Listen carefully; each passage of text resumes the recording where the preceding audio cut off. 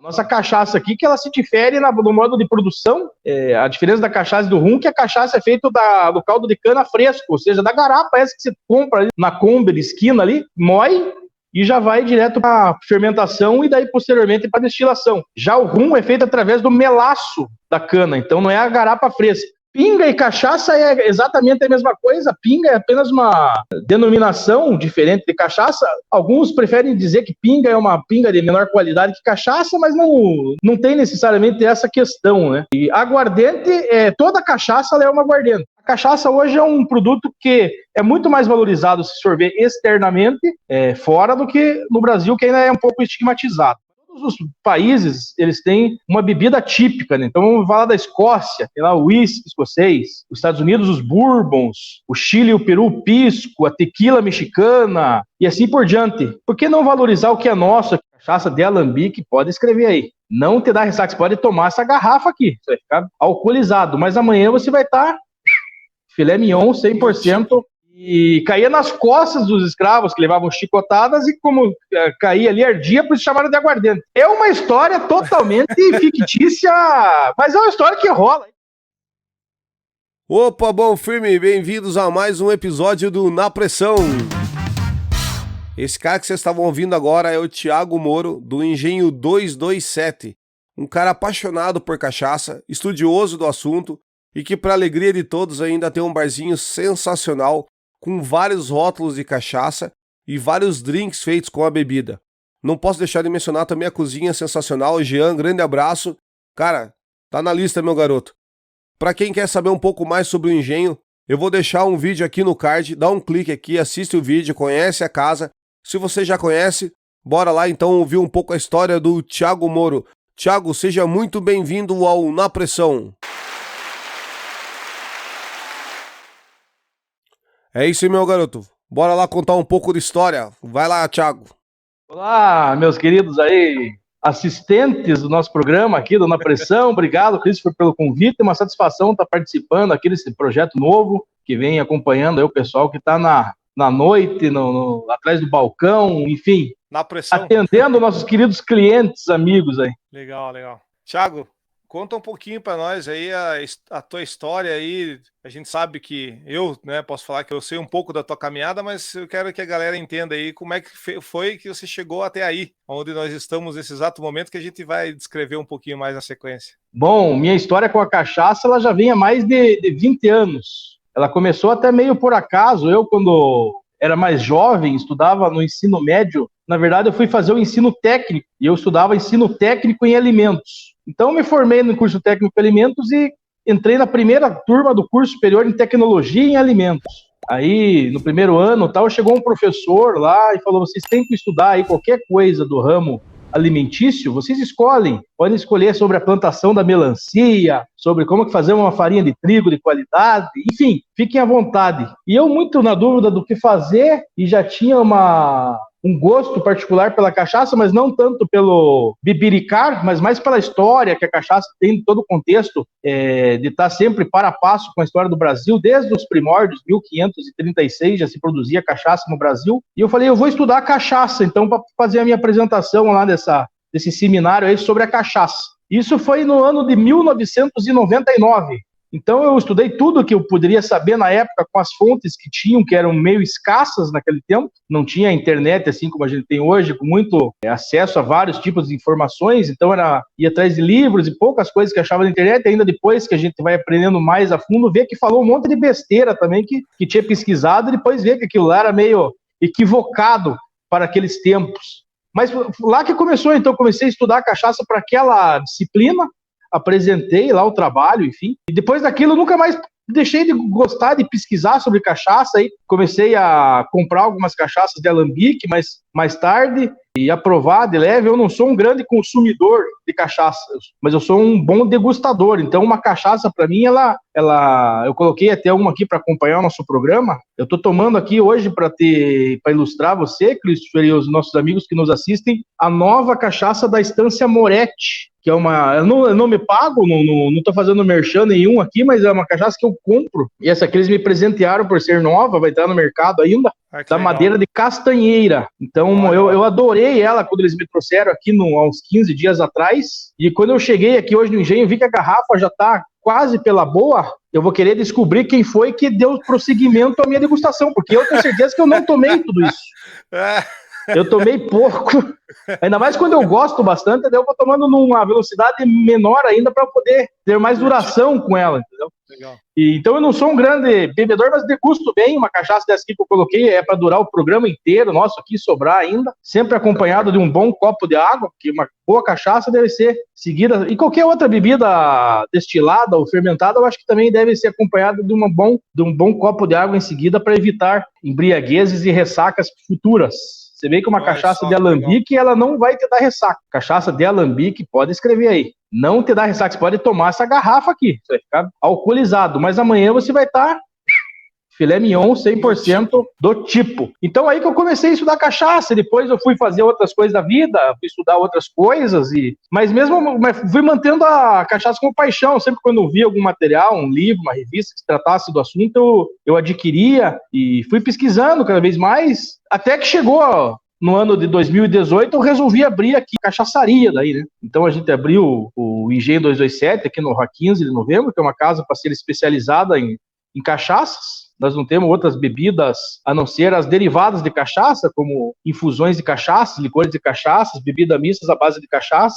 Uma caipirinha mais linda do que caipirinha, a outra. As caipirinhas, daí a gente serve os drinks à base de cachaça, aqui caipirinhas, o famoso rabo de galo, banzeiro, macunaíma, que é um novo que a gente está lançando aí. Então, sempre prestigiando e tentando valorizar esse produto que é a nossa cachaça aí. E depois chegou a pandemia, durante o percurso da nossa casa aqui, eu aproveitei o espaço da pandemia para fazer alguns outros cursos online, né, como nós estamos fazendo aqui hoje. Acho que a pandemia se serviu para alguma coisa, foi para facilitar nessas questões, né? Então, cursos que muitas vezes eu precisaria ir lá para Piracicaba fazer, ou para Minas Gerais, que são as grandes escolas da cachaça no Brasil hoje. Eu aproveitei esse tempo aí e os cursos oferecidos depois de forma online, já que eles precisavam fazer os cursos e tudo mais, eu fiz alguma série deles aí para me aprofundar ainda mais nessa questão do nosso produto aí, que é nosso querido destilado nacional aí, porque eu sempre falo isso, porque todos os países, eles têm uma bebida típica, né? Então vamos falar da Escócia, tem lá o whisky escocês, os Estados Unidos os bourbons, o Chile, o Peru, o pisco, a tequila mexicana, e assim por diante. Por que não valorizar o que é nosso aqui, uma bebida de categoria, né? A cachaça hoje participa de inúmeros concursos a nível mundial aí, junto com gins, com whiskies, com bourbons, com enfim, rums, e sempre está bem pontuada, ganhando medalhas. Eu tenho várias cachaças aqui na cachaçaria com a medalhinha ali do Campeonato Mundial de Bruxelas. Enfim, a cachaça hoje é um produto que é muito mais valorizado se sorver externamente fora do que no Brasil, que ainda é um pouco estigmatizado. Mas vou deixar você falar um pouco também, eu tô tomando conta do troço. Eu tô aqui para ouvir. Primeiro, antes de mais nada, eu já vou perguntar de cara. Tem altos clichês pra gente falar de cachaça, historinhas. Eu sei que você é pesquisador, enfim, gosta dessas coisas.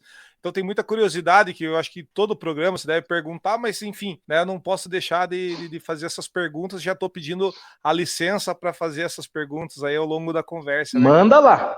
Legal. Primeiro, cara, qual que é a bendita história da cachaça? Em balcão de bar a gente escuta versões a dar com o pé, mas aí a gente vai fazendo umas contas daqui, dali e tal, que algumas coisas não fecham. Mas enfim, qual que é a história do nome da aguardente, do pinga, do cachaça? Existe diferença ou não entre uma e outra? A história mais popular que se dizimou agora, aí, principalmente depois do surgimento do tal do WhatsApp, é aquela historinha de que a cachaça foi inventada por acaso por os negros escravizados que plantavam cana e dessa forma guardavam a garapa para tomar posteriormente, e ela, num calor desgraçado, fermentou sozinha, por acaso, aí evaporou até o teto da senzala, pingou, por isso pinga, e caía nas costas dos escravos que levavam chicotadas e como caía ali, ardia, por isso chamaram de aguardente. É uma história totalmente fictícia, mas é uma história que rola. Quem já não leu ou ouviu falar disso aí? Eu acho que todo mundo que acompanha um pouco do cenário barzístico, cachacístico, ele já escutou essa história aí. Eu fico imaginando um velho de balcão, assim, aqueles caras de boteco das antigas, assim, sacudo já. O cara chegar a perguntar pra ele, viu, qual que é a história? O cara inventou uma e emendou tudo de uma vez só, né? O escravo e pinga e caixa. E foi. Eu imagino assim quando me conta a história toda. Né? Com certeza. E você, de acordo com a tua paciência no momento, você chega até a concordar com a pessoa. Fala, não, é isso aí mesmo. Pingava nas costas, ardia pra caramba, por isso que virou aguardente e tal. Mas é uma história completamente... Os portugueses chegaram ao Brasil em 1500. Em 1516 já houveram os primeiros engenhos de açúcar no litoral de São Paulo e Pernambuco. Em 1536 já é fato concreto de que já existia alambiques de destilação de cachaça, que não se chamava cachaça ainda naquele momento. Mas, então, ou seja, desde o começo da história do Brasil, os portugueses, antes de virem para suas missões aos mares, atrás de novos territórios, que com certeza já eram conhecidos, ninguém saiu à toa por aí, eles já destilavam a bagaceira em Portugal. A bagaceira é um subproduto do vinho. Então o vinho sobra o bagaço da uva e daquele bagaço ele faz a destilação, virando então uma bebida destilada que chamava-se bagaceira. Aqui no Rio Grande do Sul e em Santa Catarina, um pouco do Paraná também, eles costumam fazer a graspa, que ele é muito parecido com a bagaceira. É através também de um subproduto da produção do vinho, que é a produção principal deles, e aí sobra aquela questão lá, em vez de se descartar, você destila para fazer um outro produto. Então a bagaceira é muito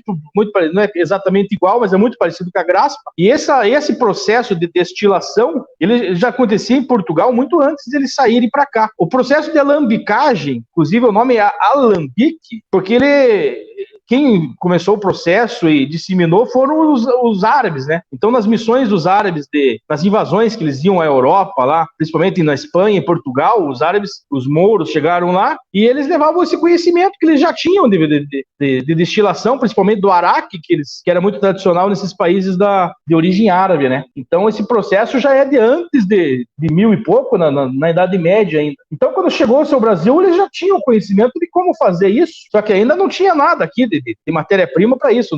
Não conseguiram fazer na época um destilado de pau-brasil. Pau-brasil era mais fácil você derrubar e vender ele naquele jeito para fazer o que era necessário aqui, inclusive das novas construções que precisaram ser feitas no Brasil. Quando chegaram aqui, só se encontrava os índios, né? Então, a história, eu estou refutando ela com questões históricas de que o processo já era conhecido, e até essa história do sem querer, pinga e arde e tal, eu acho que isso aí vai meio contra até o processo de qualidade, porque se você fala que o processo foi feito sem querer, você tira toda a questão científica, tecnológica, de conhecimento que tem sobre aquilo para que se chegue num produto de qualidade, né? Sim.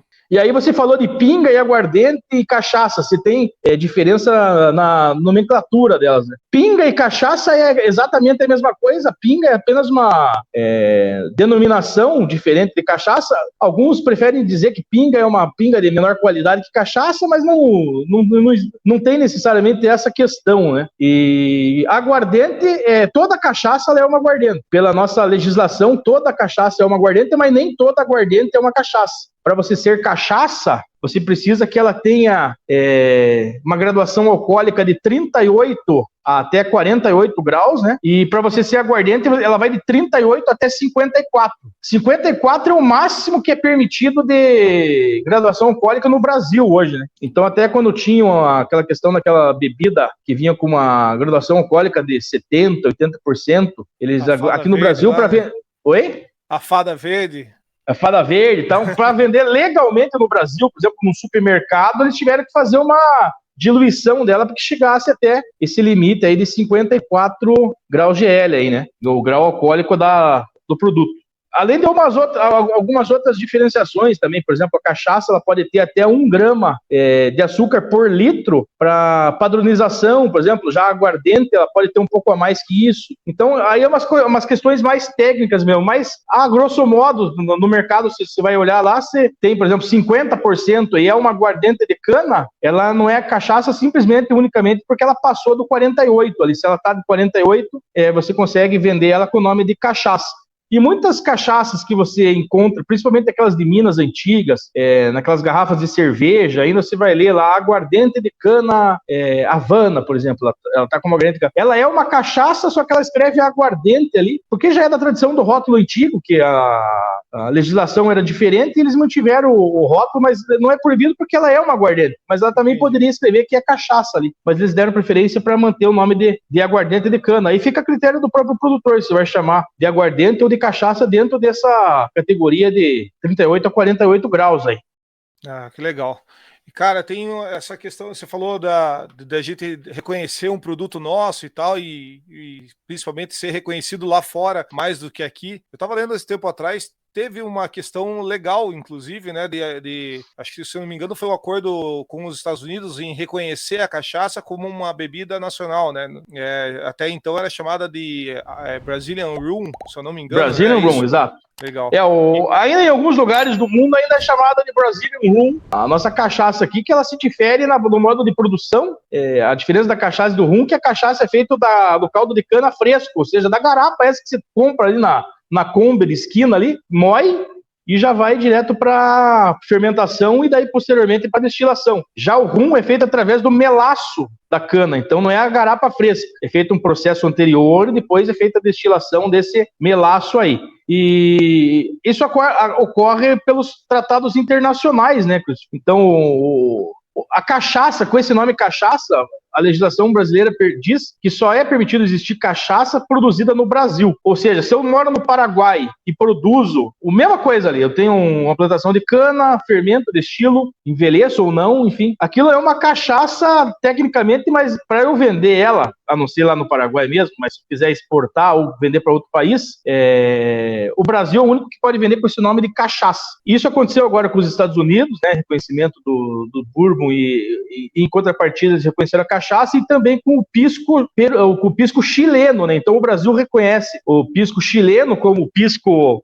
oficial e o Chile, em contrapartida, reconhece que a cachaça é a bebida oficial do Brasil. Então o Peru e o Chile têm aquela disputa histórica, mas de quem que é o pisco melhor, de quem que é o pisco original. Inclusive, essa não é a única treta entre Peru e Chile, mas nós estamos aqui falando de bebida hoje. Sim. Então, essa é a principal no nosso tema aqui de hoje. Então, o Brasil reconhece hoje o pisco chileno, que com certeza é de excelente qualidade, eu adoro tomar pisco, que é um destilado de uva, aí, mas não é um subproduto como a bagaceira, por exemplo. Então, esses acontecem de acordo com tratados internacionais. O Brasil tem tratados internacionais com a Itália, com a França e com outros países também. No caso da França, o exemplo mais famoso aí é o champanhe, né, que só pode ser produzido com esse nome naquela região da França, região. E o cognac também, né, que que também é francês. Então, o Brasil reconhece essas bebidas de lá, em contrapartida a tratados internacionais que asseguram que a cachaça também é único e exclusivamente produzido no Brasil. Eu estava vendo alguma coisa sobre a tequila também, acho que estava num processo parecido, né? Brasil e México, se eu não me engano, estava rolando alguma coisa assim, né? A tequila, para você ter uma ideia, é uma das bebidas que são mais consumidas, mais exportadas no mundo, né? Não é uma das mais tomadas, mas a diferença entre tequila e a cachaça na questão de mercado, questão mercadológica internacionalmente, o Brasil, a cachaça ainda está muito engatinhando ainda perto do que toda a questão da tequila tem, porque a tequila a gente conhece, que vem no mercado, por exemplo, a José Cuervo, por exemplo, José Cuervo. Isso aí é como se o estrangeiro conhecesse lá no nossa cachaça 51, por exemplo, lá na Inglaterra. Nossa, tem uma cachaça brasileira aqui, qual cachaça que é essa? 51, deve ser uma bom cachaça e tal. É o que chega para fora. Então, no México, a tequila ela é como a cachaça aqui, ela tem milhares de marcas, né? Geralmente também produzidas como aqui por pequenos produtores, muitas vezes familiares.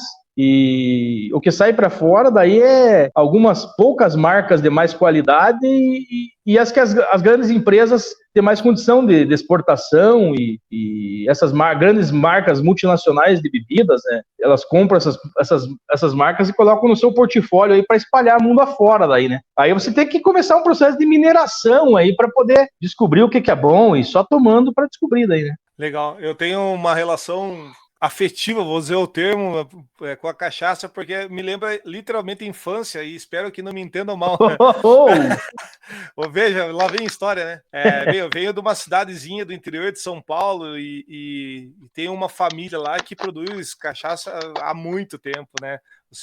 Os Carravieri, e é meio um pouco afastado do centro da cidade, e a gente tinha amigos do colégio que moravam nessa vila, né, digamos assim. A gente ia pra vilinha lá e tinha um lago, um açude muito próximo e tal, e o engenho deles do lado, moendo cana o dia inteiro. A gente brincava, corria pra lá e pra cá e pegava aqueles canecão, tomava garapa quente, dor de barriga com certeza, algumas, mas assim, aquela coisa, o barulho, o aroma, cheiro, né, os aromas. Cachaça para mim é isso, assim, eu lembro de muita coisa da minha infância, desde o trajeto da minha casa até rever os amigos jogando bola, né? Cara, tudo era desculpa para voltar pro açude e tomar uma garapa e voltar a fazer o que estivesse fazendo, cara, é muito legal. Você só tá contando aqui que tomava a garapa só, né? Sim. Não vou dizer que eu algumas vezes mergulhei um pouco bêbado. Lá na minha região a gente chama de torrado. Quando você tava torrado. Imagina, criança, né? Mas é que era afastado, na verdade, e não tinha acesso a cachaça, né? Mas a garapa era rodo, assim, era brincadeira, assim. Porque esses carrinhos vendem hoje, né? Você falou das combis, né? Vendendo garapa na rua aí, nossa. Sim. Era baldes e baldes, e dá-lhe dor de barriga depois, né, cara? Mas é muito legal. E essas histórias que fazem todo o contexto do produto ficar legal na vida da gente, né? Total. Eu, por exemplo, quando eu era criança, eu já era mais da cidade, né? Sempre fui aqui de Ponta Grossa e tal, mas eu gostava muito de tomar cinzano, por incrível que pareça, criança ainda. Lógico. Sem a anuência dos meus pais, mas muitas vezes ficava lá no bar do meu pai, escondido, na geladeira, e eu adorava tomar aquilo. Claro que nunca fiquei bêbado, tomava para degustar e pro velho não ver que tinha tomado também. Então, você tinha tomar uma garrafa inteira, você tomava um golinho lá, aí no outro dia o pai tomava um pouco, daí você tomava mais um pouco, aí ele não sentia que estava diminuindo, como fizeram aqui com a minha castanheira, que esse aqui, não sei o que aconteceu. Mas eu adorava cinzano e até hoje eu gosto de cinzano. O cinzano, para você, posso contar uma história aqui do rabo de galo? Por favor, meu garoto, por favor, temos tempo para isso. O rabo de galo é uma bebida hoje que é uma das mais consumidas nos bares aí, né? Ela virou uma bebida típica, foi inventada em São Paulo, e quem inventou essa bebida, literalmente, foi a Cinzano, a marca Cinzano. Eles fizeram uma pesquisa mercadológica por que os descendentes italianos que tinham em São Paulo não bebiam o Cinzano, que era uma bebida que vendia-se muito na Itália. O Cinzano é de origem lá em Milão, até hoje a origem da fábrica é lá, Milão, junto com a Campari, eles são do mesmo grupo, né? E por que não se toma o cinzano? Aqui lá vende tanto e aqui não se toma? Porque eles tomavam cachaça. Descobriu-se, então, os caras iam nos bar perguntando, não, aqui toma-se cachaça e tal. Então foi a Cinzano que inventou aquele copo clássico do rabo de galo, que tem a medida já com risco no meio ali no próprio vidro, e que tem um fundo grosso pro cara dar aquela porrada no balcão ou na mesa. Na volta, como dizem. Então, eles já distribuíram esse copo por milhares de bares de São Paulo e distribuíram um pouco do Cinzano também, dizendo, isso que funciona assim, se mistura essa cachaça que geralmente o cara já toma aí, até essa medida aqui, e aí você completa com esse nosso produto aqui. Isso aí virou rabo de galo. O que é o nome rabo de galo? Rabo de galo literalmente é o cocktail, né? Cocktail traduzindo do inglês para o português, rabo de galo. Então eles inventaram esse nome do coquetel, traduziram com rabo de galo e ficou. E hoje o rabo de galo tem concursos de norte a sul do Brasil, ele escolhe do melhor rabo de galo, teve em Curitiba agora, há uns 10 dias atrás, aí o do concurso do melhor rabo de galo do sul do Brasil. O concurso de Curitiba foi envolvendo cachaças do Paraná, Santa Catarina, Rio Grande do Sul e bares também dessas localidades aí, e tem em São Paulo. E quem organiza toda essa questão chama-se Mestre Derivan. Esse Mestre Derivan é um bartender já da velha guarda, deve ter aí seus passados 65, alguma coisa perto disso, não tem muito, um menininho. Uhum. E ele que inseriu a caipirinha entre as bebidas internacionais da Associação dos Bartenders Internacionais. Então, para você ter uma ideia, para quem não conhece aí a questão, existe uma lista das bebidas e as receitas oficiais nessa Associação Brasileira de Associação Internacional dos Bartenders aí. A única bebida brasileira que é contida lá nessa lista, junto com Negroni, Old Fashion, enfim, essas bebidas clássicas, é a caipirinha. E ele faz essa campanha agora do norte a sul do Brasil e em Portugal, alguns lugares que ele tem mais acesso, Espanha, enfim, tentando levar o rabo de galo para que essa bebida seja a segunda bebida brasileira a ser incluída nessa lista internacional aí, que precisa da aprovação de todos os, é um conselho lá, então tem uma certa burocracia, e ele já está aí há alguns anos tentando fazer com que o rabo de galo entre nessa categoria aí de bebida internacional, como foi a caipirinha, que esse mesmo cara, o Mestre Derivan, conseguiu incluí-la. Que legal. Eu tava acompanhando, né, sigo uma galera do setor aí e tal, eu tava acompanhando que o rabo de galo começou a aparecer nos trends aí com força, né? Tá botando pilha mesmo. E eu acho isso do caralho, na verdade, tem mais o que fazer mesmo, até porque, né, como diz, é mais uma bebida para lembrar dos áureos tempos, né, cara, porque quem não, né, já deu um talagaço no rabo de galo. Com certeza. E para internacionalização da própria cachaça, né, você tendo uma outra bebida que necessite da cachaça como um dos produtos obrigatórios na criação, a cachaça com certeza seria distribuída em mais lugares do mundo aí para que os bares aí conseguissem executar essa grande bebida nacional. É uma bebida, vamos dizer, binacional, né? Porque o Cinzano veio da Itália e foi criada por eles já para ganhar mercado, mas enfim, tomou conta aí dos nossos bares, dos nossos balcões, e a gente com certeza deu bom prosseguimento a ele, que hoje... É que, na verdade, os caras inventam uns troços também, porque você vai ver, porra, isso aqui não é um rabo legal. Porque... Mas vai ter que ter ali a cachaça, um bom vermute, mas aí alguma coisinha que fica a critério da categoria de cada barman que tá executando ali. Que legal. Cara, lembrei nesse vídeo do caminho, lembrei de outra história relacionada, né, ao passado e cachaça. Meu primeiro emprego foi numa pizzaria. Um abraço pro Carneiro, seu Silvio Carneiro, Civico. Eles faziam pizza e eu lembro que eles usavam cachaça na massa para deixar mais sequinha e tal. E inclusive era seu Carravieri que entregava os garrafão lá na pizzaria. E também lembro, na massa de pizza, o aroma da cachaça. Cara, a cachaça tá comigo faz um bom tempo. Não consigo largar essa menina. Cachaça com pizza eu até nunca tinha ouvido falar, mas ela é muito comum nas pastelarias, né? Pra fazer uma massa de pastel bem sequinha e tal, geralmente isso é muito usado já. E na gastronomia, no geral, a cachaça, não só a branca, mas as envelhecidas, eu gosto muito com o maior tipo de madeiras para fazer uma flambagem, alguma coisa. Aí você que é da parte mais da culinária, sabe bem melhor que eu, que é utilizado esse produto aí também na gastronomia, não simplesmente para bebericar, né? Não. Inclusive em madeira, né, que tem um pouco mais de sabor e tal, a complexidade, eu gosto muito de usar em risoto, cara. Nossa, dá Deus vinho, vou mas sem dó mesmo, cara, sem dó. E eu gosto, eu confesso que eu gosto de beber as branquinhas, isso é uma coisa minha, assim, tipo, já, enfim, gosto bastante, eu gosto de tomar cachaça mesmo, mas eu aprendi cedo a não matar, degustar, assim, isso já vem de mais tempo. Confesso que eu não sou um grande consumidor, igual você falou assim, mas eu chego num bar, eu sei que tem uma cachaça boa, uma cachaçinha diferente, eu gosto de experimentar. E eu sempre que tenho ido em algum bar, depois que a gente abre estabelecimento, você sabe bem, fica difícil a gente frequentar outros lugares, porque é bem no horário que a gente tá trabalhando, enfim. Mas quando eu tenho oportunidade de estar em algum outro bar, em outro estabelecimento, seja aqui em Ponta Grossa, onde quer que seja, eu sempre provoco o garçom ou o proprietário, enfim, quem está atendendo ali, perguntando qual que é a cachaça que tem lá. Porque eu acho que você perguntando estimula o cara, estão procurando produto e tal. Então, às vezes, eu não tomo nem afim muito de tomar uma cachaça, mas eu tento perguntar e compro, né? Consumo. Então, a gente vê algumas coisas complicados. Até, por exemplo, eu tive no Maranhão no final do mês passado, fui na feira, no festival, primeiro festival maranhense da cachaça do Maranhão. Bem organizadinho, bacana o festival e tal. Aí fui num restaurante lá, um restaurante top lá, bacana, queria comer uma perninha de caranguejo que eu vi que tinha lá e tal. Aí eu peguei um restaurante chique, tá, um cardápio bonito, um monte de troço e tal. Eu perguntei, meu amigo, qual cachaça que tem? Tem cachaça? Não, temos cachaça. Pô, então qual é a cachaça aí do Maranhão que tem? Puta, eu já volto aí. Aí foi lá, voltou. Ó, meu amigo, eu tenho aqui a Seleta. A Seleta é uma cachaça que é de entrada para qualquer lugar. Aí eu comecei a gostar de cachaça de alambique, tomando Seleta, boazinha.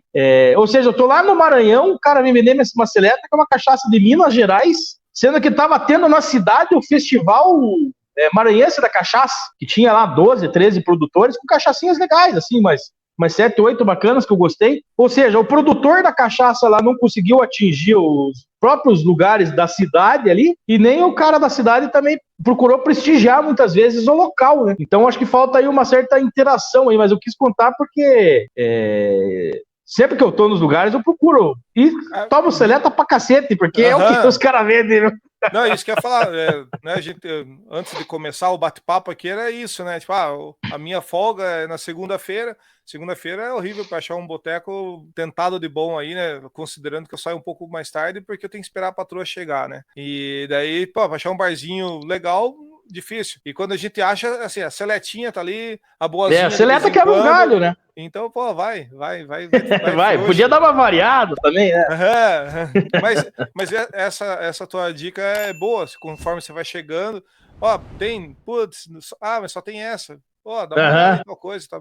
Né? Porque, putz, é massa. E outra, eu acho que o setor é meio fraco nessa questão aí também de correr aí os locais aí para mostrar o produto, divulgar, fazer parceria com barmans aí, deixando o produto, enfim. Total. Em questão de produção regional, né? Porque local, teoricamente, nós não podemos falar muita coisa, né? Local nós não temos nenhuma cachaça registrada até o momento, né? Tá em processo uma cachaça de umas meninas aí que eu tive em Brasília agora, uns 10 dias atrás, participando de um concurso lá de cachaça e tive conversando com a moça do MAPA, lá do Ministério da Agricultura e Pecuária. Aí ela me conhecia já de outros lugares de cachaça, então ela falou, teve umas meninas aqui lá de Ponta Grossa para registrar uma cachaça e tal. Tá em processo aí e tal. Daí ela me contou que elas estão... É um produto que eu não sei onde exatamente que é feito, mas ela vai estar com o registro do MAPA de Ponta Grossa, que vai ser envasado, provavelmente envelhecido aqui em Ponta Grossa também.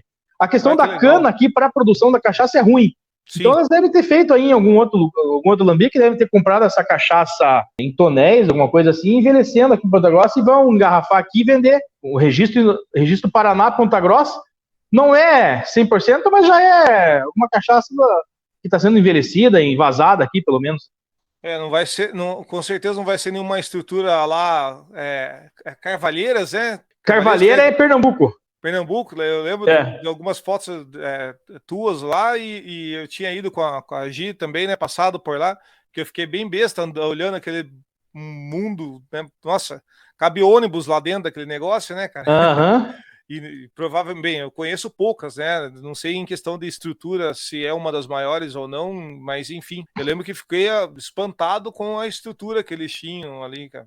As maiores fábricas, vamos dizer assim, de cachaça do Brasil são as industriais, né, em volume e em capacidade de moagem.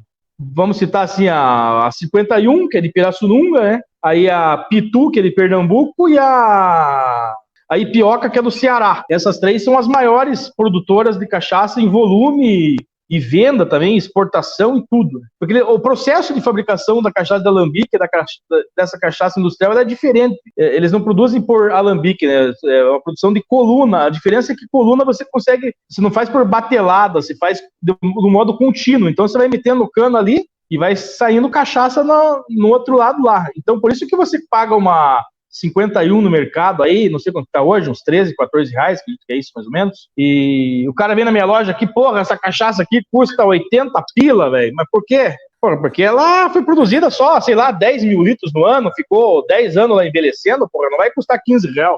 A garrafa é bonita, participou de concurso, tem essas medalhas aqui e tal, então é um produto diferenciado que o consumidor precisa e descobrindo aos poucos também que é a diferença disso aí, né? Cara, essa é uma pegada legal aqui para isso que nós estamos fazendo agora. Como é que está sendo o processo de formação de público? Dá para dizer formação porque a gente não tinha um público tomador de cachaça aqui em PG, né, Thiago? A gente vai descobrindo muita gente que gostava de cachaça e que a gente não sabia que o cara gostava e tal. E que o cara hoje manda uma mensagem no WhatsApp: olha, eu queria aquela cachaça São Luís lá de São Paulo, tem aí e tal. Eu falo, puta, essa agora eu tinha, tá, mas não tenho mais no momento, eu vou procurar para você, aí você vai, compra do produtor para vender pro cara e tal. Então eu acho que em Ponta Grossa já caberia a formação de uma pequena confraria aí da cachaça, Olha sabe? lá, legal. Então, não o pessoal que frequenta única e exclusivamente aqui o meu estabelecimento, mas o cara que às vezes não vem consumir aqui, mas o cara vem comprar aqui uma cara, porque aqui eu vendo pro cara levar para casa também, para dar de presente pro amigo. Eu vendo muita cachaça em datas, assim, Dia dos Namorados, Dia dos Pais, Natal. Aí a pessoa às vezes vai dar para um cara lá que às vezes nem gosta e tal, mas o cara tá prestigiando o produto. Isso aí já é interessante, que pode ser que forme um novo consumidor, né? Sim, mas tem aqueles caras que já vem aqui sabendo, não, eu quero aquela cachaça lá da Paraíba, aquela branquinha lá de areia, tem aí e tal. Eu comprei outro dia aí, vi que tinha, tem mais daquela, enfim. E você vai descobrindo uma galerinha aí. Então você já consegue ter aí um clubinho ainda não muito grande, mas que vai aumentando com certeza, e muito das mulheres também, sabe? As mulheres, elas gostam bastante de cachaça, você deve saber aí na tua casa. Pois é. Como é que funciona a coisa? O mavecão aqui não é fácil. Né? E elas têm um paladar mais apurado, assim, então gosto de uma coisinha melhor, né? Então, tomou ontem um bálsamo, agora quero mudar aí. Como é que é essa castanheira aí, esse jatobá, enfim. Quer conhecer coisas diferentes. Então, as mulheres, elas são perfeccionistas nessa questão aí de querer uma coisa de qualidade, né? E a gente tem que estar conhecendo algumas mulheres que vêm frequentando aqui, vêm atrás de cachaça. Eu parei de perguntar, assim, quando vem uma mulher comprar cachaça aqui, eu pergunto, pro teu marido, é pro teu namorado, pro teu pai? Eu não falo mais isso porque ficou chato. Já não, é pra mim mesmo. É pra mim mesmo, caralho. Tá então eu já tenho essas aqui e tal, enfim. A cada 10, vamos dizer assim, que 5 é pra elas mesmas. Então é bacana isso. Legal, legal mesmo. E com um feedback eu falo assim, a Gi, porra, eu acho muito massa porque ela tem, literalmente, ela gosta de degustar, entende, gosta de ler rótulo, conversar se tiver perto de alguém que possa vender o produto para ela ali, tipo, ela gosta, e junto com ela, cara, tem altas amigas dela, a mesma pegada, eu brinco aqui, enxugar o caneco, não sei o que e tal, não, mas ela curte a bebida mesmo, assim, sabe, essa coisa de que quem sou eu para reclamar Precisamos disso, marcar aí uma degustação orientada qualquer dia desses aí. Nossa. Com essa turma toda. Cara, é bem legal, e mulherada mesmo, cara, sem dó, e assim... Começa bonito, depois vai precisar de uns copinhos de rabo de galo, porque aí começa a bater os copos no fundo, com certeza. Mas não esqueça de falar para elas tomar aguinha água. Esse que resolve o problema. Inclusive, cara, não sei, eu vou perguntar de idiota aqui, né? Mas tô acompanhando, né? Enfim, outras bebidas e por aí vai. E tem uma onda, inclusive, do café também, mas tem uma galera que está trabalhando com a questão da água, literalmente, você estudar um pouco mais a água, né, o pH da água para harmonizar com a bebida e tal. Você tem alguma coisa? Né, eu não tenho muito conhecimento de água, assim, eu sei que existe até o sommelier de água, né? Exatamente. Como tem o sommelier de cachaça, de vinho, de azeite, de café... tem o sommelier de água. Eu não tenho muita ideia de como faz esse processo de estudo da água, porque a gente acha ela sempre muito neutra, assim, né? Eu acho que não sei se precisaria de uma questão mais química, se é uma água mais mole, água mais dura. Eu não consigo, no paladar, e muito menos no aroma, distinguir uma coisa dessa, sabe? Mas eu não sei qual é o método. Eu sei que existe, sei que tá tendo aí, mas eu não sei como que funciona, não. Cara, eu achei muito legal, porque principalmente quando eu tava vendo um podcast sobre café e achei super bacana isso, porque você valorizar esse ou aquele item, digamos, da experiência daquele café a partir de uma água. Se você tomar com água diferente, você vai sentir outras coisas. Eu achei muito legal. E tem a ver com o pH da água. Achei bem legal. bem legal mesmo. Muito interessante. Essas questões todas aí dos alimentos em geral, o estudo deles, a questão aroma, paladar, visual, olfativa, né? Enfim, toda ela é muito interessante, né? Cara, inclusive, né, você fazendo essa movimentação toda além de dar água na boca aqui, né? Vou ter que esperar algumas horas para começar a atividade. Você tinha que estar me acompanhando nessa luta aí. Pois é, eu espero que numa próxima etapa aqui do projeto eu consiga fazer em loco, assim, porque eu pensei no remoto pela dificuldade que é agendar com a galera da noite, né? Então, enfim, mas eu tá no papel aí, já a segunda etapa, tentar alguma coisa mais em loco, porque, cara, tá no bar, né, mano? Tá no bar, tá no restaurante. Com certeza. É outra pegada, né? Eu quero escutar barulho de exaustor, quero escutar barulho de liquidificador, é isso aí, copo na Você bandeja. lembra que eu tenho aquele programa, né, porque é o Papo de Boteco, que é a respeito da questão do operário, né? Sim, então sim, a gente... Sim. O nome do programa é Papo de Boteco, a gente tem feito em estúdio hoje lá na nossa sede, mas pelo menos uma vez no ano, um desses programas, geralmente no final do ano, a gente vai em algum boteco da cidade fazer lá para realmente ser um papo de boteco no meio do povo que tá normal, o cliente lá tomando. Como a gente foi já lá no saudoso Botequim, lá a gente chegou a fazer lá. E a gente é mais ou menos o mesmo esquema aí. Dá uma certa dificuldade na questão também da internet do local, tal, que não é propícia para isso. Hoje em dia a internet já está quase boa em todos os lugares, né? Porque quase todos os lugares hoje estão de fibra e tal, está mais fácil. Mas tinha uma certa dificuldade. Eu acho que as coisas vão melhorando para a questão tecnológica também, para a gente produzir esse tipo de material aí. Sim, e até para aproveitar, eu não sei até onde esse podcast vai chegar, mas eu espero que vá longe, mas a gente se conhece, teria toda a possibilidade de estar aí e tal, mas no momento, como diz nessa etapa, assim, eu continuo com água na boca, né, da movimentação. Você quer que eu pare? Não, na verdade, você me fez lembrar, foi da última matéria que eu vi com você sobre o concurso, né, e outra, né, questão, você falou, né, viajou para lá, para cá, não sei o que e tal, mas, pô, você já tá atuante no meio da cachaça mesmo, né, cara? Como é que tá esse esquema aí, Thiago?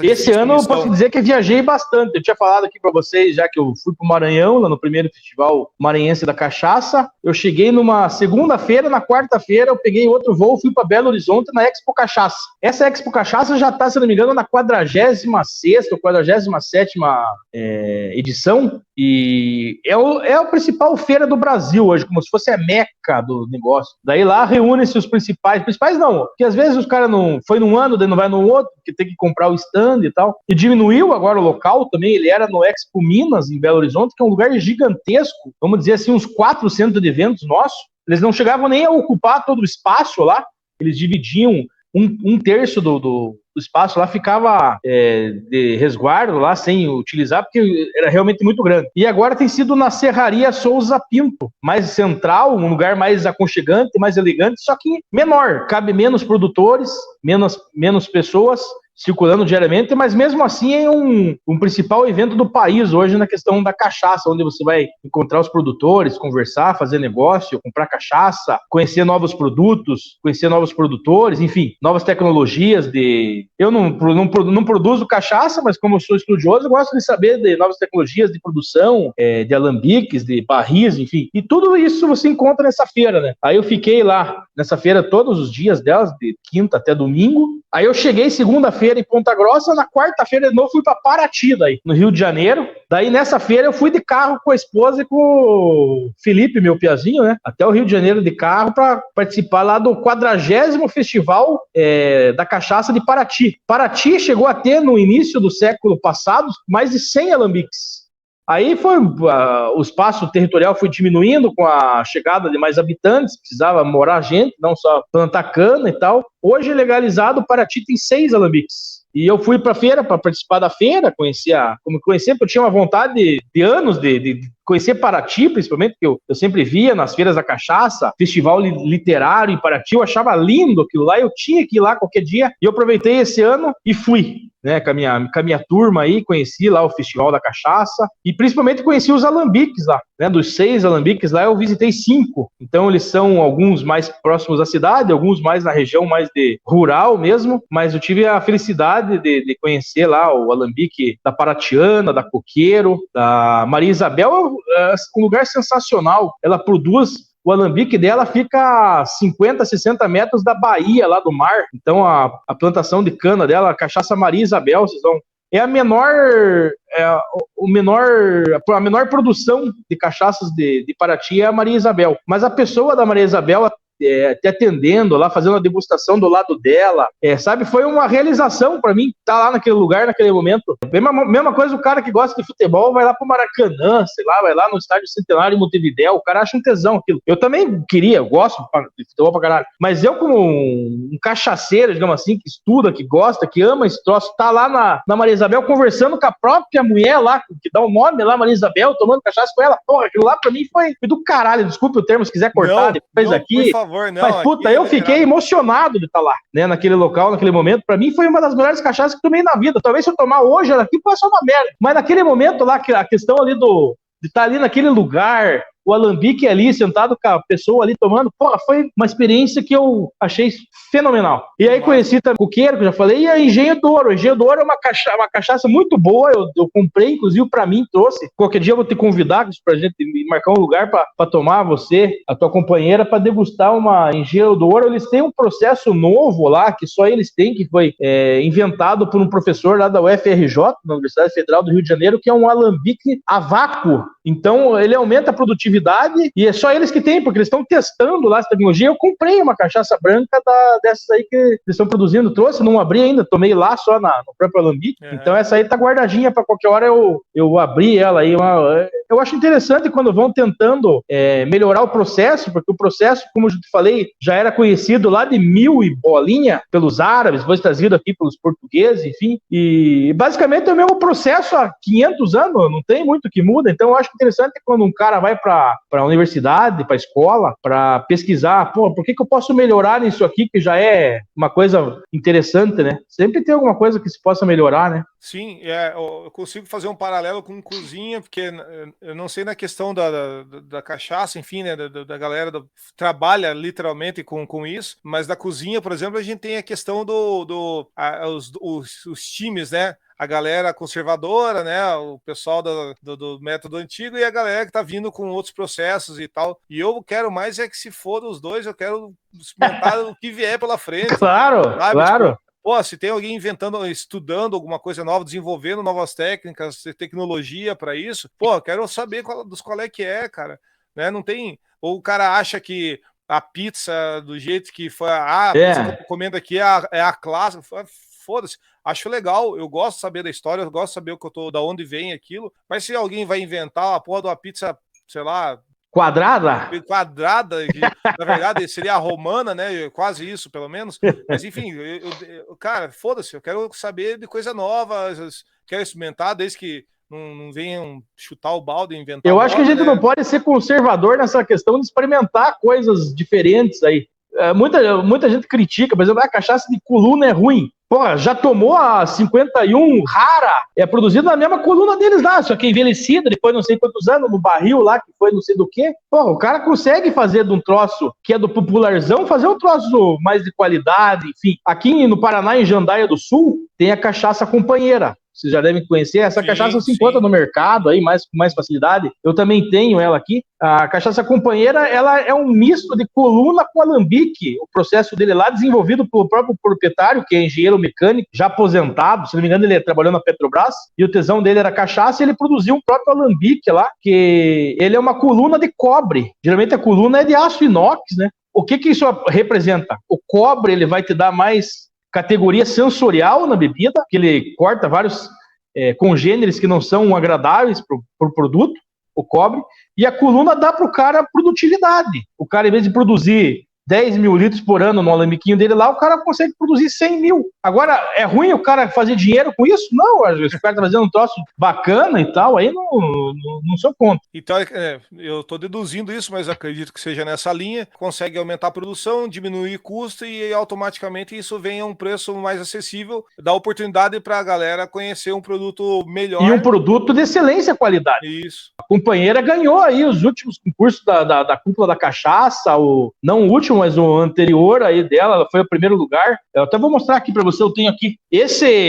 concurso da Cúpula da Cachaça é um concurso um ranking feito por alguns especialistas que montaram um time aí chamado Cúpula da Cachaça. São 11 ou 12 caras, não me lembro, incluindo algumas mulheres, inclusive a Andréia, essa senhora que eu conversei lá agora em Brasília, que é do MAPA, ela faz parte da cúpula e tal. E é um processo totalmente sem ligação com marcas, então é um isento pra caralho, então é um dos lugares mais reconhecidos, assim, um dos rankings mais reconhecidos da cachaça. A último ranking, quem ganhou foi uma cachaça branca chamada Da Quinta, que é uma cachaça do Rio de Janeiro, do interior do Rio, que foi a primeira lugar geral na votação. É que daí é separado entre as brancas e as envelhecidas, né, as amarelas.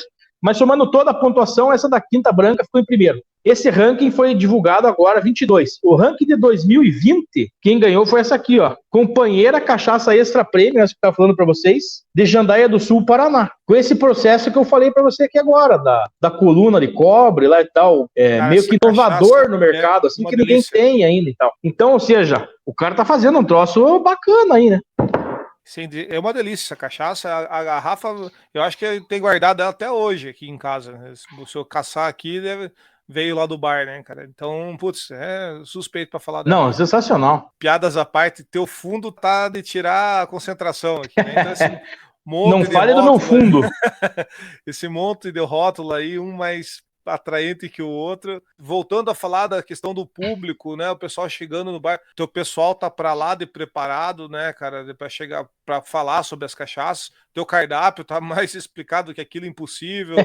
Enfim, aquele, né, cardápio nosso ali, a nossa carta de cachaça, ela era para ser como se fosse um guia ali pro cara chegar e, se tiver tempo ali, o cara lê ali e sai aprendendo um pouco mais do que a cachaça, né? Perfeito. Inclusive, eu acho que é um dos grandes problemas que tinha nos bares aqui, né, da nossa região, que a galera não era muito vendedora, era tudo entregador, né? Chegava, o cara lá pegava e botava na mesa e vazava. Hoje você já tem a galera... O cara nem conhecia, né? Mas é boa essa cachaça? Puta, velho, não tomei, sei lá. Eu prefiro a 51, o cara ficar bêbado, né? Enfim, cara, hoje você tem uma galera, não, que, pô, vai explicar de onde... O mínimo que tiver escrito no rótulo, pelo menos, né, cara? É, claro. E agora, putz, você tem uma galera que conhece legal.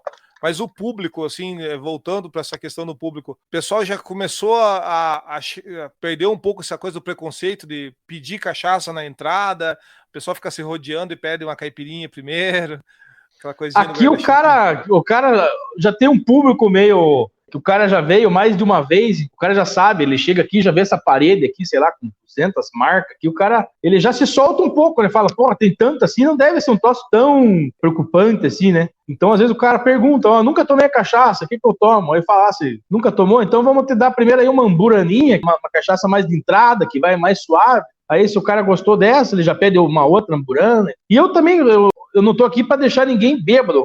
Claro que o troço aqui é um negócio para ganhar dinheiro. Isso aí. Mas o objetivo não é o cara tomar 10 cachaças aqui. Então o cara que tome 1, 2 cachaças, tem aqui uma cervejinha, um chopp, que tem uma graduação menor, que até ajuda o cara a diluir um pouco isso, e fazer um petisquinho aí, fazer um programa legal, né? Não é o objetivo do cara sair daqui rodopiando para fora. Até porque eu acho isso ruim, porque daí o cara talvez não se sinta bem de voltar outra vez, e o objetivo do cara é o cara conhecer um sabor novo, saber que isso é produto brasileiro, tá degustando uma coisa nacional aí que pode agregar alguma coisa na vida dele também, né? Legal. E uma coisa que eu tenho uma dúvida, eu e a Gi passamos um carnaval em Morretes. E lá, porra, tem umas cachaçinhas legal e tal, pô, inclusive bem legal. E a gente que escutou de produtores de lá, né, da região, que assim como em Paraty, né? Perdão, em Paraty. Onde eu visitei lá 6 alambiques, 5 alambiques de 6 que tem foi Paraty.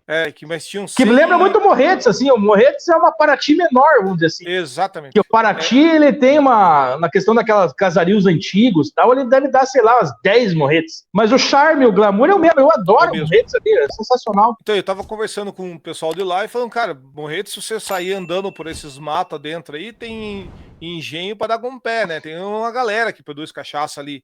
E aí, lógico, legalizado tem, acho que, sei lá quanto tem agora, mas são 3, acho. 3. Porque eles mesmo falaram, cara, aqui era a maior produtora de cachaça do Brasil, ganhava de Minas. Isso eles contando, né? Cada um vende seu peixe, eu não sei até que ponto isso é verdade. O que você conhece aqui ali do pedaço, Thiago? Eu já tive em Morretes na cachaçaria Porto Morretes. Porto Morretes. Que acho que em volume, acho que deve ser a maior ali. Aí eles têm, eu sei que é a Ouro de Morretes, que é uma outra marca ali, bacaninha. E tem uma outra marca ali que eu sei que tem, mas eu não tô me fugiu o nome agora, me desculpe, mas eu não me recordo. Morretes também tem um sério problema dessa questão que a gente vai num bar lá em Morretes, num restaurante, e o cara vai te vender seleta, velho. Pô, aí falta o produtor chegar nos locais, o local querer vender o produto local, aí às vezes o cara não se dá com o outro lá, porque não sei porquê e tal, ele não compra a cachaça de lá. Estacionou o carro na Mas frente da acontece garagem isso dele. lá em Morretes. A Porto Morretes, ó, essa aqui é a Porto Morretes Premium, ela fica envelhecida 3 anos em carvalho. Ela só tem carvalho e branca. Tem também uma aguardente de banana. A banana, aguardente de banana, chamavam de cachaça de banana, né? Não existe cachaça de banana. Mas, popularmente, fala, tem aquela cachaçinha de banana, hein?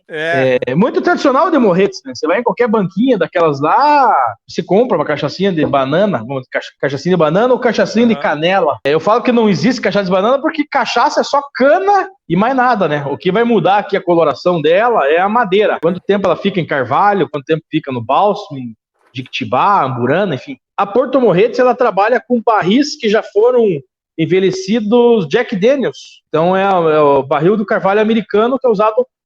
Essa medalha que vocês estão vendo aqui, ó, é uma medalha do concurso internacional de Bruxelas, ganhou um Gold Medal, medalha de ouro em 2021, concurso mundial de Bruxelas. Ou seja, uma cachaça aqui de Morretes, nossa, do lado aí, ganhando uma medalha dessa.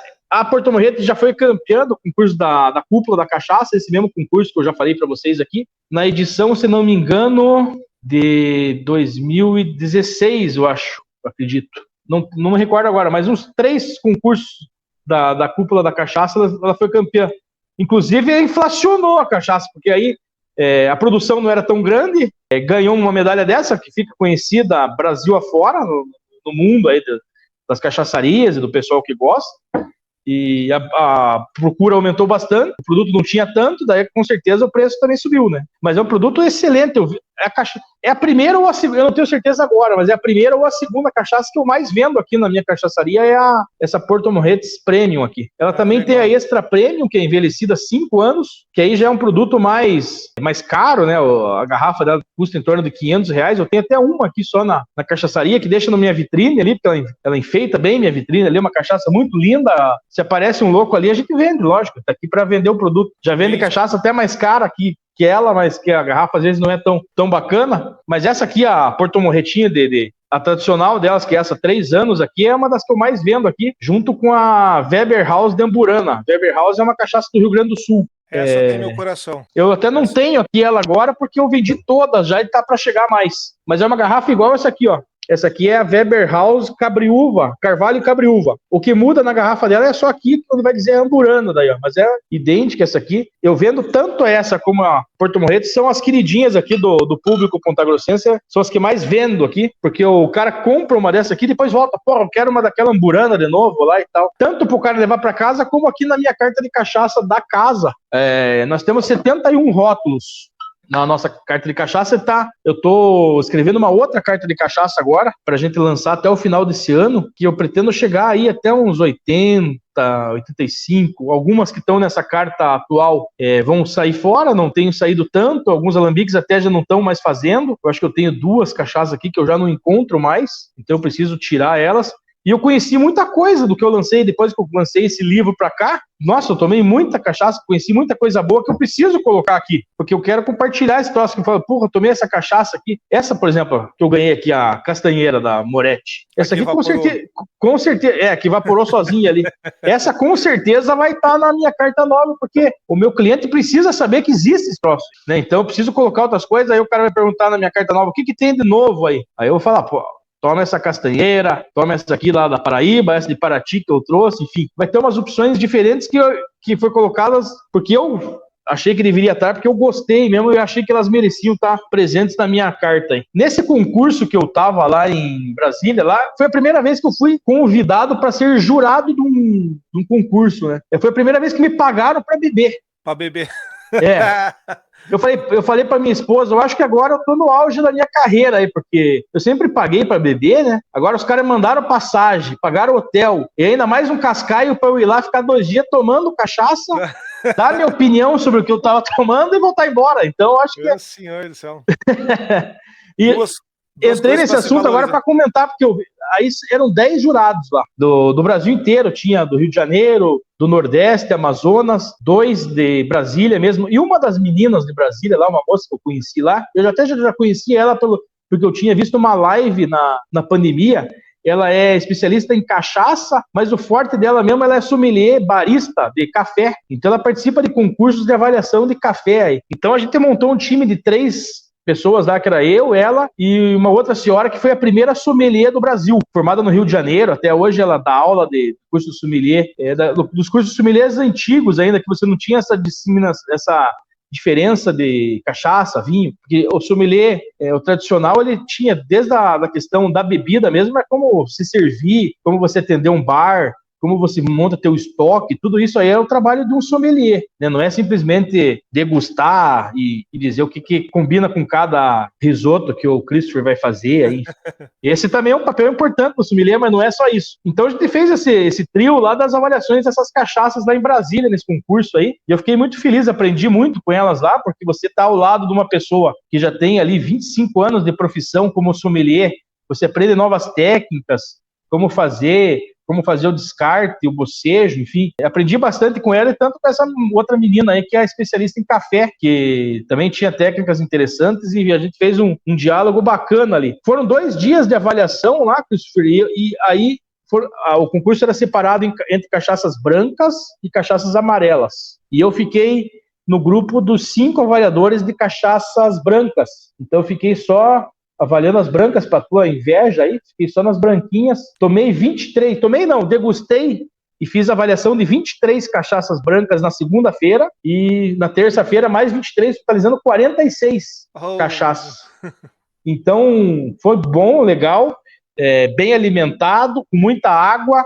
A gente não chega a ingerir todas as doses que experimenta, então primeiro no visual, né, para ver se não tem algum corpo estranho ali, a não ser a cachaça mesmo, que ela fica límpida, transparente, bonita, brilhante, ver as lágrimas dela, a oleosidade, isso aqui, tudo vai dizer se é uma cachaça de qualidade ou não, e depois no aroma, você vê se a cachaça não tem agrilhas, narinas, se ela é um cheiro confortável para você, dá a segunda aromatizada, e depois, enfim, você fazer a degustação dela, né?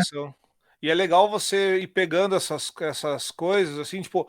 Tem muita gente que leva pro lado da frescura e tal, mas, porra, eu acho muito massa você conseguir ir detectando aos poucos quais são as notas disso ou daquilo, sentindo o sabor. Tipo, a moçada, a vibe é outra, mas pra nós, né, cara, porra, isso é do caralho. Pra moçada que vai comprar corote de sabor, não tem nem sabor aquilo, azul, é vermelho, banana, verde ou azul, aí não vai querer sabor nenhum mesmo, né? Mas nós que já estamos num grau etílico e de idade um pouco mais avançado, a gente quer já um pouco mais de qualidade, não tanta quantidade. Exatamente. Então, eu acho sensacional isso aqui, porque você, lá naquele concurso, lá no segundo dia, você já ficava até mais perceptível das coisas que poderiam ter ali. Essa cachaça branca aqui passou mais tempo no inox, enfim e tal. Eu achei sensacional. Esse concurso não acabou ainda, um concurso que foi organizado pela CNA, a Confederação Nacional da Agricultura. Ela saiu 4 cachaças dessa nossa avaliação lá, tanto 4 cachaças das brancas como 4 das amarelas, e vai ter uma avaliação depois aberta ao público dessas 4. Então,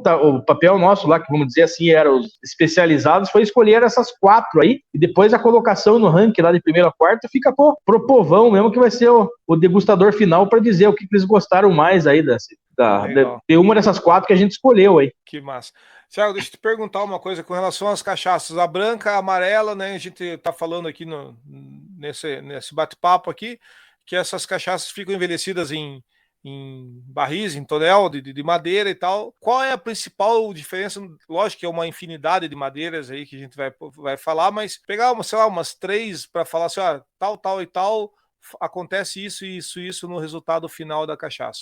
Dá uma palhinha para nós aí. A cachaça, ela é dividida em branca ou amarela, mas não necessariamente as brancas. Tem brancas que passaram por madeira. Tem madeiras que, uma das coisas que acontece, por exemplo, madeiras que não transferem muito aroma e sabor. São consideradas madeiras neutras. Só que eu acho que já desde que passou por uma madeira é impossível ficar neutra, porque ela já vai dar mais maciez para a cachaça, ela vai dar aquela arredondada na cachaça, vamos dizer assim. Não vai te trazer um aroma e um sabor característico dela, mas ela vai resolver uma certa picância, aquela cachaça talvez não fosse tão necessária, uma ardênciazinha que pudesse ter ali, isso aí numa madeirinha bem bacana. No caso de um freijó, muito utilizado nas cachaças nordestinas, na Paraíba, Pernambuco, usa-se muito freijó, uma madeira característica lá daquela região. As cachaças de freijó são excelentes, você que gosta de branquinha, você tomando uma branquinha dessa geladinha no verão, ela é sensacional. Comendo ali junto com um cajuzinho, um moranguinho, uma manguinha, isso é um belisquete sensacional. Outra madeira branca que não transfere aroma e sabor, mas que também são cachaças excelentes, que se você vê que está escrito no rótulo, essa madeira, se você tiver a oportunidade, adquira, chama-se amendoim. Não tem nada a ver com amendoim, esse amendoim que a gente come, é o amendoim do campo, a madeira dele. As cachaças que eu acho que são as mais bacanas das brancas, sem considerar só as inox, mas passam por madeiras de amendoim, são sensacionais. E aí que eu gosto muito também é o Jequitibá. O Jequitibá ele já passa um pouquinho de coloração, olha, você vai ver, essa aqui é uma castanheira, mas eu até lembro um pouco de Jatobá, o Jatobá ainda um pouco mais clarinha, essa aqui ainda dá para ver que está um pouco amarelinha, mas o Jequitibá ela é um pouquinho mais transparente ainda, vamos dizer assim. E que é uma cachaça também sensacional, as de Jequitibá, uma madeira brasileira também, já está em processo de extinção, então já está difícil de você ter barris de Jequitibá, né? Muitos barris de Jequitibá de anterior à questão da extinção, ou os barris novos de Jequitibá muitas vezes são de produção de lugares onde eles vão fazer alguma questão de alguma represa, por exemplo, aquela madeira que vai ser inundada com um certo processo em Ibama e tudo mais, é trabalhoso, mas ainda eles conseguem adquirir essas madeiras desses locais aí para fazer barris de algumas madeiras que não são mais possíveis ter corte, ou já não existe mais, como o Jequitibá mesmo, a própria castanheira, que é essa que eu estou tomando aqui no momento. Pau-Brasil, se vocês não sabem, existe cachaça envelhecida em barris de pau-brasil. Não são muitas, eu conheço 2 que existem no Brasil. Já me falaram que existe 3, eu ainda não cheguei a achar essa terceira aí. Eu particularmente não gostei do pau-brasil. Já que você pediu para citar 3, vamos citar o pau-brasil. Ele dá uma pujança assim, no retrogosto, que é aquele gosto que vem depois do que se toma, ele dá um amarguinho, sabe? Mas eu gosto do amargo. Por exemplo, amargo um Campari, uma água tônica, eu acho um sabor gostoso. Mas ele fica um amarguinho assim que eu não gostei, mas eu não sou unanimidade. Por exemplo, o Jean, meu sócio aqui, ele gostou do pau-brasil, ele gostou desse retrogosto que dá esse amargor. Tem um amigo meu também, o Henrique, que é um cliente assíduo meu aqui, contador. Não é o meu contador, porque o meu contador é minha esposa. Inclusive, se formou com a tua companheira. Mas ele adora o pau-brasil. Ele foi viajar agora para Espanha, lá onde que a irmã dele mora, Portugal e Espanha, e tinha lá os cunhados dele e tal. Ele veio para comprar o pau-brasil para levar para lá, porque é um produto cachaça de pau-brasil ainda. Pô, o cara ia levar para Europa para fazer sucesso lá. Eu falei, porra, será que os caras vão gostar, Henrique? Eu não gostei disso aí e tal. Ele, eu gosto. Então não se envolva. Então leve, cara, leve. Que massa. Então essas histórias que você vai fazendo é bacana também. Aí, falando de madeiras, cachaça hoje é envelhecida em mais de 30 madeiras diferentes, né? É a única bebida que você tem conhecimento, assim, que tem essa variedade de madeiras envelhecidas. Por exemplo, o uísque é carvalho, o rum também é carvalho. Geralmente todas as bebidas é carvalho. Eu tenho um rum aqui eu acho que eu não vou ter agora, mas já teve, que é da Fazenda Soledade, que é um alambique do Rio de Janeiro, que produzia a Nega Fulô. A Nega Fulô saiu do mercado agora, ela tá com o nome comercial de Fazenda Soledade. Que a marca Nega Fulô foi comprada pela Diageo, que é a grande produtora de Johnny Walker e tal, e os caras compraram e produziram um pouco e tiraram ela do mercado. Mas como a marca já era da multinacional, não teve como voltar. E eles produzem um rum lá que é envelhecido em IP, em madeira de IP. É bacana conhecer. Mas a maioria das bebidas que você está falando aqui é carvalho. O carvalho não existe carvalho brasileiro. Então a única bebida, a única madeira que vai armazenar nossa cachaça é que ele é importado ou dos Estados Unidos, que é o carvalho americano, ou da Europa, que é o carvalho francês, ou carvalho espanhol, enfim, que é mais usado lá para a confecção dos uísques escoceses, né? Que é o carvalho francês, geralmente. Então, o resto das outras madeiras, jequitibá, castanheira, amburana. Amburana é uma madeira que te dá uma sensação sensorial de que você está tomando alguma coisa que passou por madeira mesmo. E muitas vezes vai tomar uma castanheira, você não sabe por que tem aquele aroma, aquele sabor. Agora, a amburana, ela também pode ser chamada de imburana ou umburana, dependendo da região do Brasil. E ela é prima irmã gêmea da cerejeira. A cerejeira é essa madeira que é muito utilizada para a confecção de móveis, né? Móveis, aham. Então você chega na casa da tua avó, você abre aquele armarião de cerejeira e sente aquele cheiro de madeira. É o mesmo cheiro que você toma, você vai cheirar naquela cachaça de amburana ali. É uma cachaça mais palatável, ela tem um arominha mais gostoso. No paladar ela é mais doce, então ela é mais tranquila da mulherada gostar, vamos dizer, na primeira tomada, assim, depois elas já vão com bálsamo. O bálsamo é uma madeira muito popular nas cachaças de Minas Gerais. As principais cachaças famosas de Minas, por exemplo, as de Salinas, lá, Havana, Havaninha, Indaiazinha, Canarinha, a Boazinha, que é a irmã da Seleta, do mesmo alambique da Seleta, elas passam pela madeira de bálsamo. O bálsamo ela já te dá uma característica mais erval. Você olha assim, ela até tem um amarelinho mais esverdeado e ela vai te dar um sabor de flores, assim. E uma coisa que eu não gosto, nunca gostei na minha vida, é o tal do anis. Eu nunca gostei daquela balinha de anis azul, tem aquela outra bebida de anis também. Eu sempre odiei isso. E o bálsamo, você sente no retrogosto aquela erva doce, que a erva doce e anis é o mesmo. Então você, no bálsamo, se você não gosta do anis, da erva doce, você pula fora. Mas são as mais famosas, conhecidas e vendidas aí, né? Então, vale experimentar. Às vezes você não gosta de anis, mas você vai gostar de uma cachaça de bálsamo, porque sentiu algum outro aroma, alguma outra nota no paladar, enfim. Essas são as madeiras mais utilizadas para envelhecimento de cachaça no Brasil, né? O carvalho, que não é brasileiro, mas é bem utilizado, pela facilidade que tinha anteriormente da compra de barris, ou de uísque ou de vinhos, né? Há produtores hoje que utilizam barris que já foram utilizados, por exemplo, para envelhecimento de vinhos Jerez, espanhol, né? E colocam a cachaça ali depois, por mais algum período de um ano e meio ali, e sai uma cachaça interessante, com que você diz os especialistas aí, vai para a área do vinho, conseguem ainda sentir algumas notas, passaram por aquele barril lá que se encontra também num vinho Jerez. Então acho que essas coisas, essas experiências são interessantes. Fora o carvalho, aí as madeiras mais utilizadas brasileiras, a amburana, bálsamo e jequitibá. Aí tem outras madeiras menos comuns, castanheira, ipê, freijó, amendoim, enfim. Vamos para 30 e poucas madeiras aí que já são conhecidas e autorizadas, né? Eu tenho algumas madeiras aqui únicas que eu não tenho nem para vender, que às vezes os produtores me mandam para experimentar, por exemplo, cachaça envelhecida em eucalipto. Sabe, é um troço interessante. O eucalipto não é uma madeira brasileira, se não me engano é da Ásia, né? Mas eles já estão testando isso aí, eles me mandaram. É uma cachaça que você coloca no copo, você dá uma degustada nela agora. Você deixa o copo aqui uns 5 minutos, você vai tomar uma segunda dose, é outra cachaça, e ela vai mudando assim, de acordo com o tempo. Aqui a cachaça não fica igual, você come um troço, é uma experiência interessante. Por conta, sério, sei lá, oxidação, alguma coisa? Eu acredito que deve ser, né? Porque depois que abre e coloca ali, entra em contato com o oxigênio, né? Sim, que legal, cara. Eu não tinha ouvido falar ainda. Dessas, pelo menos, não. Thiago, seguinte, cara, a gente falou agora há pouco, você citou algumas coisas com relação a valores, né? Hoje você tem cachaça aí que vai de, sei lá, vou dar um chute de 20 a trocentos reais.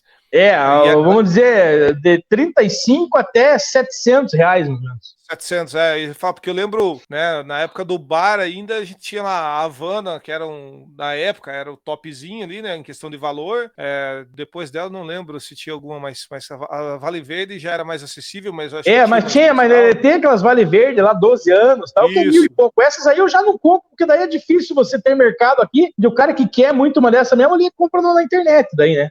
O que eu ia falar é isso, assim, tipo, eu lembro, nessa época, assim, já tinha algumas garrafas, né, custo mais alto, mas a galera chegava no bar lá e pedia, falava, você tem tal? Putz, mas é caro, viu? Mas se tiver aí, a gente compra a dose, é mais fácil comprar a dose do que comprar a garrafa toda, não sei o quê, e tá no bar, e aí a gente caiu algumas vezes nessa, na verdade não se arrepende, assim, eu falei brincando, até porque a gente tomou também, né? Foi uma experiência etílica. Isso, mas assim, cara, foi o que você falou, né? A gente, depois que começou a colocar algumas cachaçinhas lá, e era, sei lá, 1/10 do que tô vendo atrás de você, era bem pouco, assim, né? Tinha Não, 4, é que 5 aqui rótulos ali o objetivo é outro mesmo, né?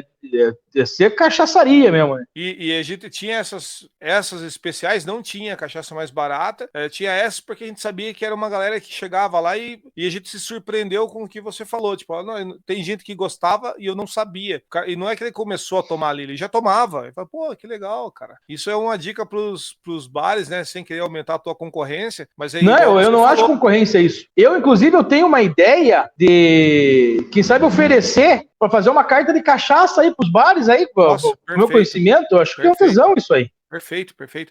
Porque eu falava isso na época da cerveja artesanal, quando a gente começou lá atrás, 2012, 2011, junto com o Schultz, né? A gente tinha aquela coisa, pô, tem que formar público, a gente tem que botar umas baratas, tem que colocar uma não tão pesada em questão de experiência e tal, pra galera, e quanto mais bar tiver vendendo, melhor, porque é formação de público, sozinho não ia chegar muito longe, não. Thiago, vamos indo para os finalmente aí. Eu quero que você me fale para o Moro, o que você tem aí de preferência na tua prateleira lá, quais eu entendo como um bom apreciador, esses rótulos devem girar, né? Mas tem aquela do coração, como é que tá o... Tem. Eu geralmente não sou muito de tomar aqui na cachaçaria, mas às vezes eu sento aqui e falo pro pessoal aqui, tragam a minha preferida. Eles já sabem qual é e chegam com a... Deixa eu ver se eu até tenho ela aqui. É uma cachaça do Rio Grande do Sul, chama-se Velho Alambique. Ela é um blend de 3 madeiras: carvalho, grápia e angico. Então ela fica um pouco um pouco dessa cachaça fica em barriga. O blend é o seguinte, muita gente acha que você pega uma cachaça, deixa ela no carvalho, depois tira de lá e põe na outra madeira, e tira dessa e põe na outra e forma-se um blend depois. Não, isso não é blend. O blend é você pega 3 barris diferentes que vai ter cachaças lá.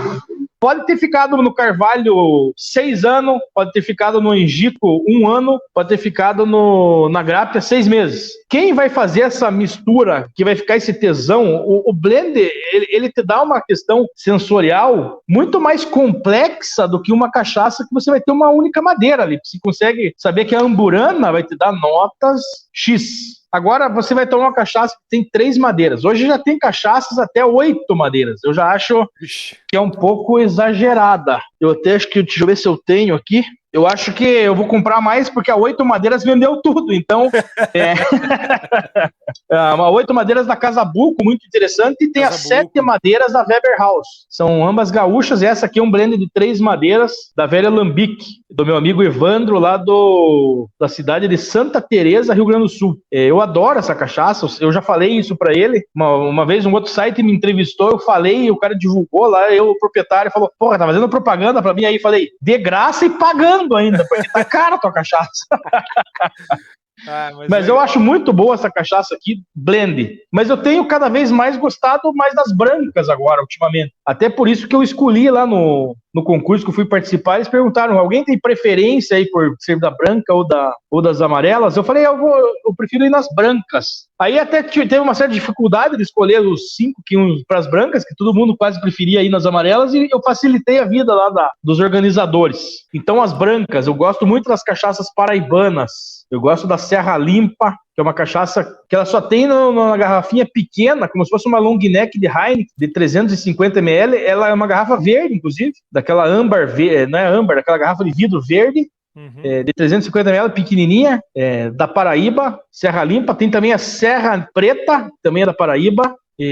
A Rainha ela não é uma cachaça, ela é uma aguardente de cana. A graduação dela é 50%, então eu já não posso falar cachaça, mas é uma queridinha aqui do Engenho, vendo muito bem ela e gosto bem dela também. Da última vez que eu fui com a Gi, nós tomamos ela aí. É muito legal. Ela é envelhecida não, ela é armazenada há 1 ano em Freijó. A diferença de falar envelhecida e armazenada, porque envelhecida você tem que estar pelo menos 3 anos para você falar que a cachaça é envelhecida. Se ela fica menos de 3 anos, ela é armazenada.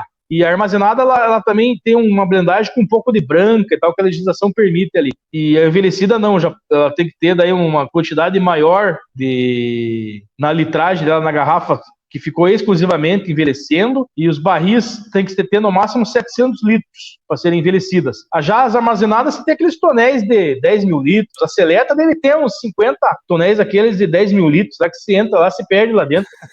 Eu quero ir lá um dia, eu não tive a oportunidade de ir lá na terra da seleta, da Havana, enfim, mas um dia eu quero conhecer lá aquela maravilha das principais cachaças famosas do Brasil. Eu estou estudando agora, ano que vem, para ir para Paraíba. Já que eu tenho gostado bastante dessas cachaças paraibanas, na Paraíba tem uma cidade chamada Areia. Areia fica no sertão da Paraíba, ela fica perto de Campina Grande, acho que é 50 quilômetros de Campina Grande. Campina Grande fica a 200 quilômetros de João Pessoa pro meio do estado. Então você tá naquele litoral bonito de João Pessoa, você vai andando naquele sertão até chegar nessa cidade, que é uma cidade tombada pelo patrimônio histórico da Unesco, Areia. E lá também tem uma infinidade, acho que deve ter cerca de 20 a 30 alambiques registrados, acho que um pouco menos que isso, mas muitos registrados, e de grandes marcas, inclusive o Matuta é de lá, a Serra Limpa é vizinha lá, Triunfo. A minha próxima meta é conhecer a cidade cachaceira de Areia, Paraíba. Depois ainda eu vou para o norte de Minas Gerais lá. Mas das minhas cachaças preferidas tem sido essa. Eu tenho gostado muito de blends e das brancas. Tem um blend, eu vou ter que cobrar depois um cachê da Moretti, porque eu tô tomando uma Moretti, e essa Estância Moretti, a roxinha dele, ela ficou em segundo lugar no último ranking da cúpula, já ganhou Bruxelas, tá aqui a medalha de Bruxelas, e tá aqui a medalha do ranking da cúpula. Cachaçinha boa, paranaense, de Jandaia do Sul, uma garrafinha tipo de cerveja, ó. Ela é um blend de 4 madeiras. Eu não vou me lembrar de cabeça quais são agora, mas uma cachaça que eu tenho vendido muito aqui, ó. Amburana, Castanheira, Carvalho e Prata. É que a prata deles é Jequitibá, por isso que eles contam como madeira também. Mas olha, que tesãozinha essa cachaça aqui. Vendo muito bem ela, então é uma cachaça que geralmente eu tenho um aniversário de alguém, eu compro uma aqui e levo pra pessoa, porque é uma cachaça que o cara vai gostar, ela, sabe? O blend, ele te dá uma complexidade de você conseguir descobrir o que tem nela ali. E a pessoa que às vezes não é muito entendida, vai achar um produto bacana mesmo sem saber quantas madeiras que passou. E esse processo todo de blendagem, quem faz é o chamado Master Blender. É o principal cara que trabalha nas destilarias do mundo. Então, o cara que mais ganha nas destilarias, por exemplo, lá da Johnny Walker, é o Master Blender dele, porque o cara tem que ter a manha de fazer essa blendagem e manter uma padronização. Ou seja, o cara tem que ter tudo anotadinho ali, que é o barril número 56, ele usou 5 ml e no 57, para que um lote não seja muito diferente do outro, né? Então o cara tem que fazer essa padronização e essa alquimia aí de todo aquele acervo, aquele arquivo que tem nas destilarias de infinitos barris. Eu tô falando de uísque, que é só uma madeira. Agora vamos dizer aqui a nossa cachaça que o cara tem lá, barril de Carvalho, barril de Amburana, barril de Angico, de Grappa, não sei o quê. E o cara quer fazer uma cachaça disso aí. É uma verdadeira alquimia, porque senão você vira uma salada de fruta, uma papagaiada também, que daí não, ela tem que ter um certo nexo, ter contexto para que o cara que conheça consiga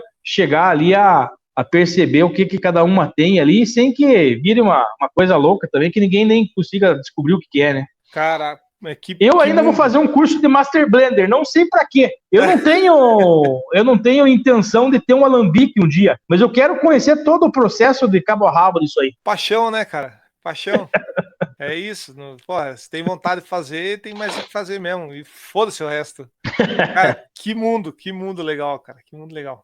Thiago, brigadão, cara. Pô, foi do caralho, cara. Foi do Carvalho. Foi muito massa trocar. Foi do Carvalho e do Jequitibá. Carvalho, Jequitibá, Amburana, amendoim. Pô, legal mesmo. Que bom que rolou a gente poder falar sobre cachaça, assim, né? O podcast permite esse tempinho a mais, né, cara? Às vezes a gente acaba ficando meio cortadão aí em com certeza mais curtas, mas não morre por aqui. Eu quero trocar uma ideia com o Jean ainda, né, cara? A Cozinha de Seis também é sensacional. Preciso só que você me fale aí como é que tá o engenho, tá nas redes sociais, por onde achar, como achar.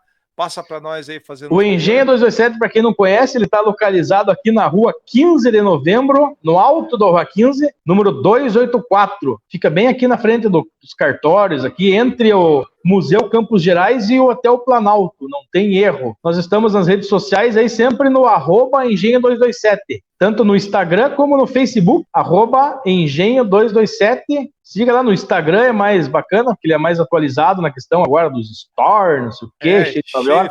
E sou eu que atualizo ali, não tem empresa que cuida, tal, não sei o quê, então é meio no amadorzístico, mas sempre eu estou tentando manter atualizado ali com o cardápio do dia, alguma atração que vai ter de futebol na TV. Nós estamos aumentando aqui o espaço, Christopher. Nós temos um quintal aqui, em primeira mão, falando para a turma, e nós já estamos trabalhando nele ali para ser um espaço externo, aberto, com mesinha, guarda-solzinho, o cara curtir ali um sambinha, de leve, tranquilinho, sem muita loucuragem, tomando a sua cachaçinha ou um drink, um chopp. Em breve aí, mais um mês mais ou menos, a gente deve estar abrindo esse espaço e convidando aí já o pessoal para estar conhecendo aí. Que massa, que massa. Pô, feliz por vocês. Eu já tinha, como a gente já tinha conversado antes, sabia da possibilidade, mas agora, né, tá se já está nos trabalhos já.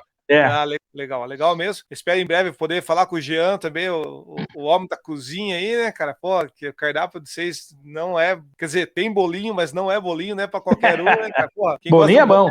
Putz, cara, nem me fale. Mas, gente, fica o convite aí para conhecer o Engenho 227 aí, conhecer um pouco mais aí sobre cachaça. E Thiago, se quiser, eu adoro conversar, como eu estou conversando com você aqui, sobre cachaça. Então, às vezes o cara tem uma dúvida, quer saber, perguntar, quer comprar às vezes um barril para envelhecer cachaça em casa. Eu dou dicas, eu não cobro nada por isso, eu adoro conversar sobre isso. Será uma satisfação. Legal.